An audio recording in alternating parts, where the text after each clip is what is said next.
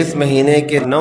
اور 10 محرم کے روزے یہ افضل اور عظیم ہیں۔ عاشوراء کے روزے کے بارے میں اللہ کے رسول صلی اللہ علیہ وسلم کا عمل بھی ہے۔ آپ ہمیشہ عاشوراء کا روزہ رکھتے تھے، یعنی 10ویں محرم کا روزہ رکھا کرتے تھے، اور آپ صلی اللہ علیہ وسلم نے ترغیب بھی دلایا اور فرمایا کہ جو شخص اللہ کی رضا کے لیے اس دن میں روزہ رکھے گا، اللہ تعالیٰ اس کے پچھلے 1 سال کے گناہوں کو معاف کرے گا۔ اور جس حدیث میں یہ ہے کہ آپ نے فرمایا کہ یا 9 اور 10 رکھ لو یا 10 اور 11 رکھ لو، یہ حدیث سندن ضعیف ہے، اس لیے 9 اور 10 پہ ہی انسان اکتفا کر لے، یہ افضل اور بہتر ہے، واللہ اعلم۔ اور اللہ کے رسول صلی اللہ علیہ وسلم جب مدینہ تشریف لے آئے، آپ کو علم ہوا کہ یہودی بھی اس دن پہ روزہ رکھتے ہیں، تو آپ صلی اللہ علیہ وسلم نے ان سے پوچھا کہ بتاؤ تم کیوں روزہ رکھتے ہو اس دن میں؟ تو انہوں نے کہا کہ یہ وہ دن ہے جس دن میں اللہ تعالیٰ نے فرعون سے اور فرعونیوں سے اہل ایمان کو نجات دے کے اہل ایمان کو غالب کیا، اور فرعونیوں کو اللہ نے پانی میں غرق کر دیا۔ یہ وہ دن ہے جس دن میں اللہ تعالیٰ نے موسیٰ علیہ السلام پہ وہ معجزہ نازل کیا کہ انہوں نے اپنی لاٹھی سے دریا پہ مارا اور اللہ نے پانی کو روک لیا، اہل ایمان نکل گئے، اہل کفر غرق ہو گئے۔ اس خوشی میں اللہ کا شکر ادا کرتے ہیں ہم، اور اللہ کا شکر ادا کرتے ہوئے ہم اس دن روزہ رکھتے ہیں۔ تو اللہ کے رسول صلی اللہ علیہ وسلم نے فرمایا کہ موسیٰ تم سے زیادہ وہ مجھ سے قریب ہے، وہ میرا بھائی ہے، تم سے زیادہ ہم حقدار ہیں کہ ہم اس دن میں روزہ رکھیں۔